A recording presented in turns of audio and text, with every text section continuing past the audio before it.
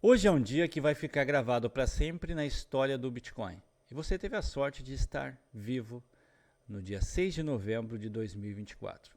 Talvez você não tenha percebido, mas nos últimos 2 anos, tudo aquilo que a gente sonhava lá em 2015, 2016, que pudesse um dia acontecer para o Bitcoin, está acontecendo. Afinal de contas, em 2015, 2016, o sonho de quem era um Bitcoiner era que tivesse um ETF aprovado de Bitcoin para que as pessoas que são voltadas para a Bolsa de Valores pudessem ter acesso ao Bitcoin. Hoje a gente tem todos os ETF. Um dos maiores sonhos da gente quando a gente começou com o Bitcoin era ver um dia um presidente favorável ao criptoativo. E a gente teve há 2 anos atrás, Nayib Bukele, presidente de El Salvador, adotar o Bitcoin como a sua única moeda. E a gente está vendo hoje, no dia 6 de novembro de 2024, um presidente da maior nação desse planeta ser eleito, se dizendo o tempo inteiro favorável e pró-Bitcoin.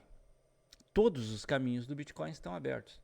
Eu acredito, inclusive, que no futuro seus filhos vão falar dessa data e provavelmente vão mencionar que você assistiu isto na escola. Os seus netos vão falar: meu avô tinha Bitcoin na época e estava vivo quando aconteceu.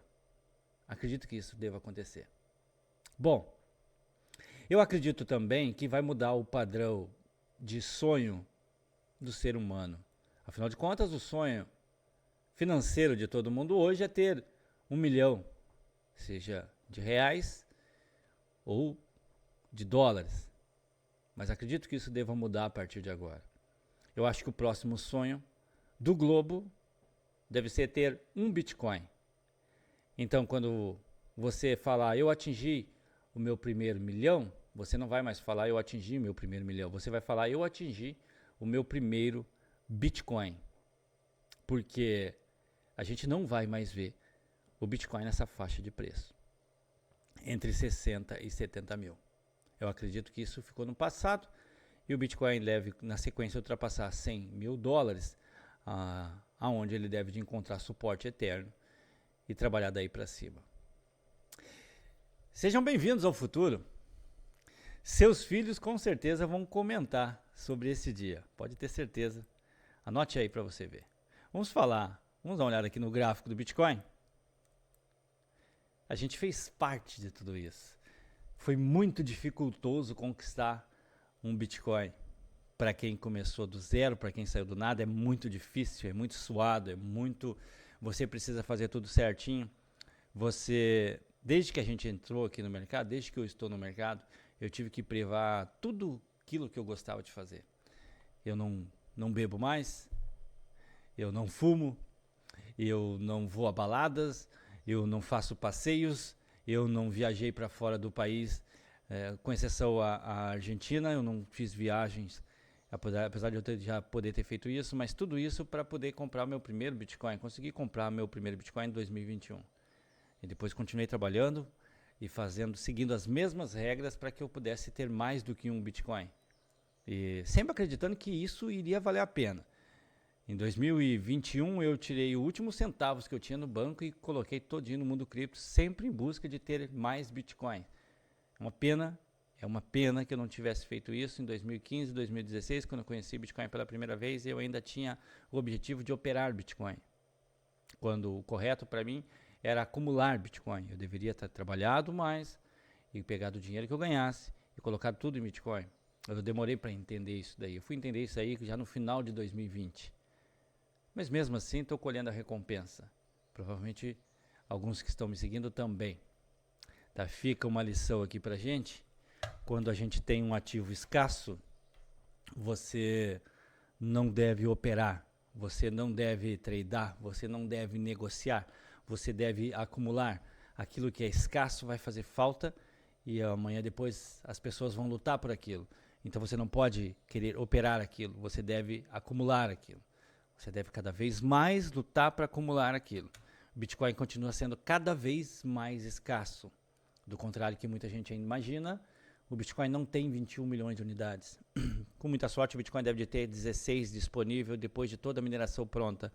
A grande maioria do restante já foi perdido com pessoas que não souberam cuidar das suas carteiras. Ou seja, o Bitcoin é cada vez mais escasso. Isso vai fazer com que cada vez ele valha mais. Basicamente isso. Bom, o Bitcoin bate na resistência, não é uma resistência qualquer, uma resistência bem interessante. 74 e cacetada. Será que vamos subir? Bom, o mercado está pessimista, apesar que a gente tem a vitória do Trump, o mercado ainda tem um viés pessimista. Então eu não esperaria, mas tomara que aconteça, eu não esperaria uma alta a partir de agora. Ontem eu estava acreditando que a gente pudesse dar um pulinho em 66, porque a gente tinha umas eleições polarizadas lá em cima, né? Dizem, as pesquisas lá estavam apontando pau a pau, voto a voto. É mais uma lição que a gente aprende, é que o mundo inteirinho está enviesado com a agenda global, e isso a gente consegue ver a prova agora.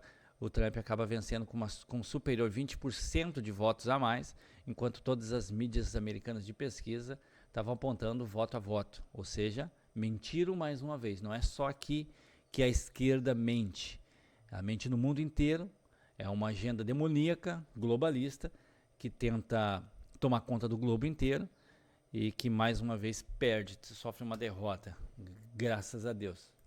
Bom, e por conta desta opção, desta possibilidade da gente ter uma disputa voto a voto, foi que eu acreditei que se em dado momento a Câmara passasse à frente do Trump, a gente teria uma queda forte no mercado que pudesse levar o Bitcoin para 66. Não aconteceu, graças a Deus. Eu fico feliz, eu não fico triste não, ainda bem. E eu quero mais é que o Bitcoin suba. Como eu disse para vocês, eu aprendi em 2021 a acumular Bitcoin e não operar Bitcoin. O que eu opero é uma merreca que fica dentro da corretora e não tem problema nenhum se eu tiver que comprar mais caro, zero preocupação. O que importa é que aquilo que está dentro da carteira está tudo em Bitcoin. 85% é Bitcoin, o restante é outras altcoinzinhas.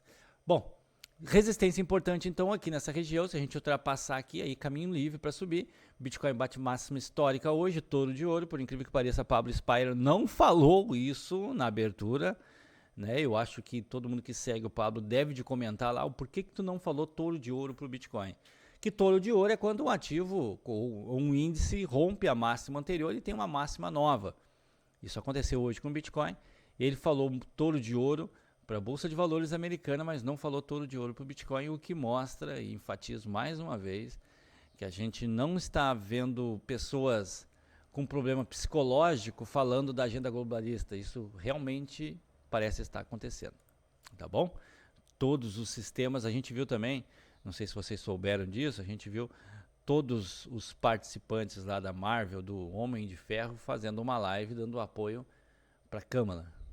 Se isso não é uma agenda globalista, se isso não é exatamente o mesmo reflexo que aconteceu aqui no Brasil, eu não sei o que é para você então. Engraçado que só a classe artística faz esses desesperos, faz esses vídeos, essas lives. Assim como foi no Brasil, o exemplo do que foi no Brasil também é lá em cima. Deixando bem claro para vocês que eu não torço para parasita nenhum, para mim é tudo parasita. Eu torço para aquele que seja menos nocivo ao Bitcoin. Neste caso, o Trump é o menos nocivo ao Bitcoin. Então, eu torço para que o Bitcoin continue se valorizando e o parasita que for menos agressivo para o meu Bitcoin vai ser o parasita que eu vou torcer. Mas eu não tenho parasita de estimação, para mim são todos parasitas. Mas a gente vê que a agenda globalista leva muito a sério o que eles estão fazendo. A classe artística inteira lá em cima também estava fazendo videozinho, livezinha, tentando puxar a sardinha para o outro lado. Que bom que eles tiveram uma derrota. Se você gostou desse vídeo, deixa o like aqui, compartilha para me ajudar, deixa esse likezão aí para fortalecer o canal. E, bom, se inscreva aí, sinta-se em casa se você gosta do mundo cripto. Tamo junto!